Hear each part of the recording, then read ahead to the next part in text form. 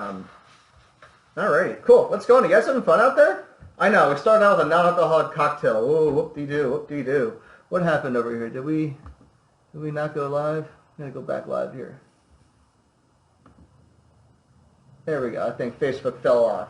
We on? We're on. I think we're back on there. All right, cool. We are back on over there. Let's get to our next cocktail. I actually spent a few years bartending at a country club over at Fiddler's Elbow Country Club in Bedminster, New Jersey. I had a lot of fun there. They gave me a lot of opportunities to build a new beverage program. And one of those things that I'd like to do was make John Daly's. We all know the classic 3 cocktails at any country club is typically the Bloody Mary, the Transfusion, and the John Daly. I like the John Daly. It's a simple, easy 3-ingredient cocktail: spirit, iced tea, and lemonade. The original invention was actually the Arnold Palmer, as the famous golfer Arnie Palmy. He was actually at a Palm Beach resort where he was designing a golf course. And at lunchtime, he told the waitress he wanted a glass of iced tea and lemonade, 50-50 in the same glass. And we make the joke about John Daly because John Daly liked to drink alcohol while he golfed, but Arnold Palmer did not. Hence why a John Daly is an Arnold Palmer with a shot of alcohol in it. Long-winded story for such a simple cocktail, but superiorly refreshing and tasty and quite adaptable. You can change up your spirit, you can change up your tea, you can change up your citrus a lot of the time. You can use bottled lemonade, you can use your own homemade lemonade, you can use limeade, you can do a lot of different things there too. So I'm going to be doing a little twist on a John Daly today, and we're actually going to be going over tea as well. Now, before we start making the cocktail, look in your pantry, look in your cupboard. You probably have a lot of boxes like this, containers like this, all these different bags, all these different random teas that you took back from a hotel or a motel, and you just don't do anything with it. You don't drink that much tea. Well, you can use these tea bags and these different substances to make flavorful syrups. Very simple flavorful syrups at home. For instance, I made a chamomile honey syrup here, and all I did was I took a cup of hot water, made a nice hot cup of water, and did 2 tea bags. So I made a super strong tea first.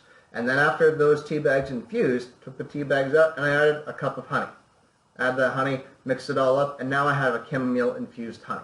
Use 2 tea bags because I essentially have 2 cups of liquid in here. So we need to make sure that we intensify that flavor. You can do the same thing with mint tea. We can do it with Earl Grey tea, which we're going to be showing you later on. I like to use matcha powder in some cocktails as well, which has got some extra antioxidants, has a little jolt of caffeine. Even the Tazo passion teas too. Those are great to add to cocktails. Similar to the next cocktail that John Daly we're going to make, you can do it with passion tea.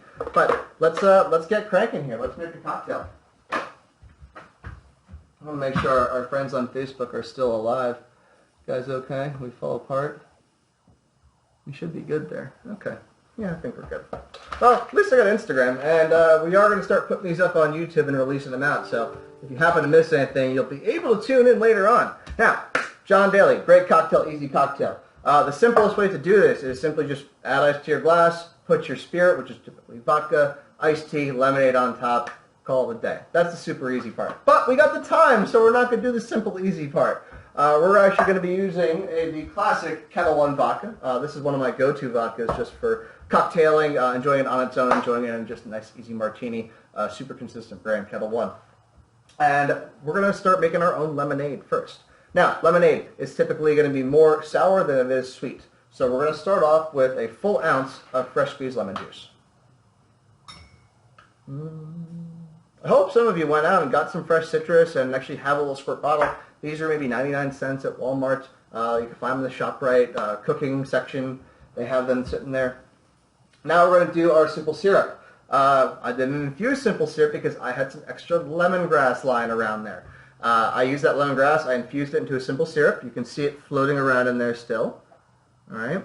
Again, you don't have to make this complex. Simple syrup is meant to be simple. It's not called complicated syrup. Now, we had 1 ounce of lemon juice in here, so we're going to make this not as sweet. We're going to make this 3/4 of an ounce. Those of you wondering at home, this was a cup of sugar, a cup of hot water, a 1/4 cup of chopped up lemongrass. I let it sit while it's heating. I just put it right back in the squirt bottle. Oh yeah, it's going to smell good. Lemongrass always smells like Skittles to me. Skittles and Fruity Pebbles, dried Fruity Pebbles. But, you'll get there. And then we're going to add 1.5 ounces of our vodka. Now, if you were just doing the easy method of just vodka, iced tea, and lemonade, all I would be doing is 1.5 ounces of vodka, 2 ounces of your bottled lemonade, and then 2 ounces of your iced tea. Okie dokie. So we have our vodka, we have our syrup, we have our lemon juice. We're ready for some ice.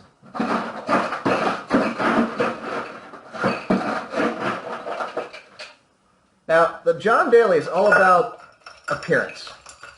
All right, the Arnold Palmer really is all about appearance. You want to see that floating. You want to see that difference of that iced tea and that lemonade component there. And it just has that visual appeal.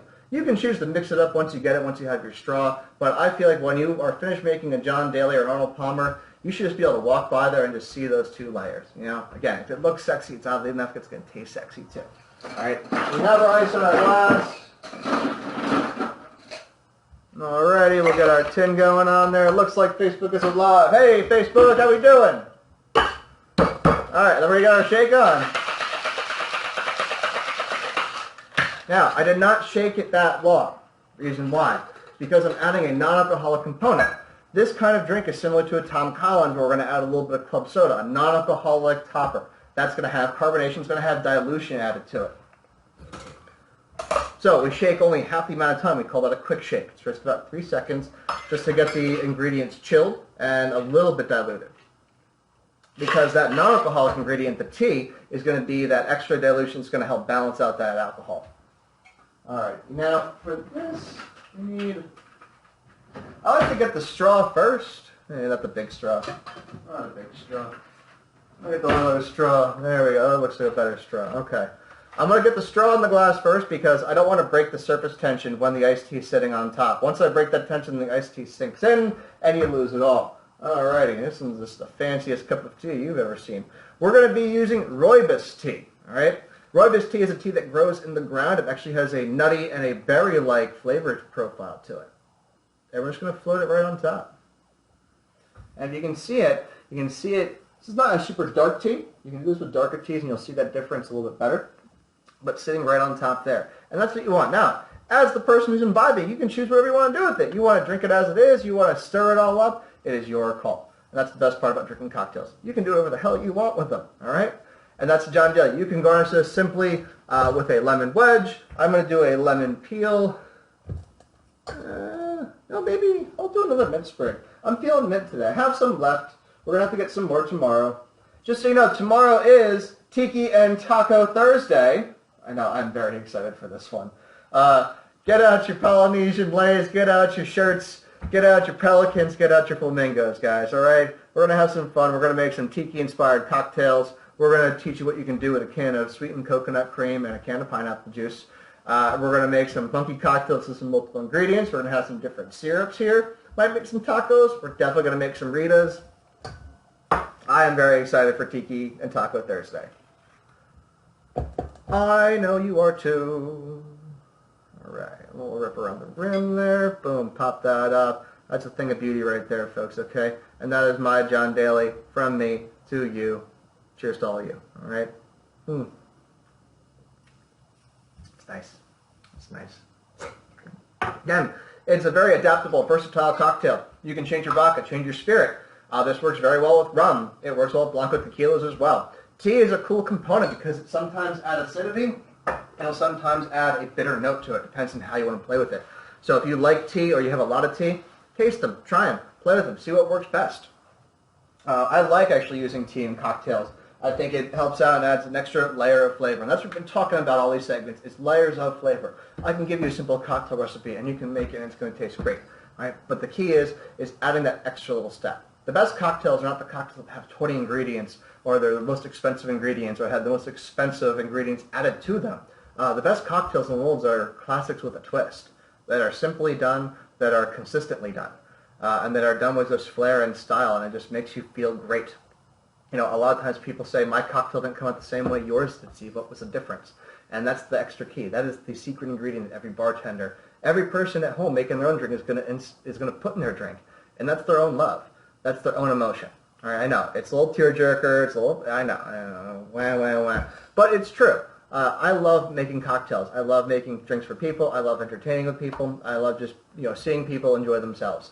And when I get to make them a drink and they get really happy about that, you know, I feel like it makes their day. And I hope this makes your day too. This is kind of why we're doing this, is to make you a little bit happier, to give you that little bit of ray of sunshine. Eventually the sun and the warmth are going to line up together, and we're going to have spring. We're going to have some flowers outside. It's going to smell great. My allergies won't be as bad anymore.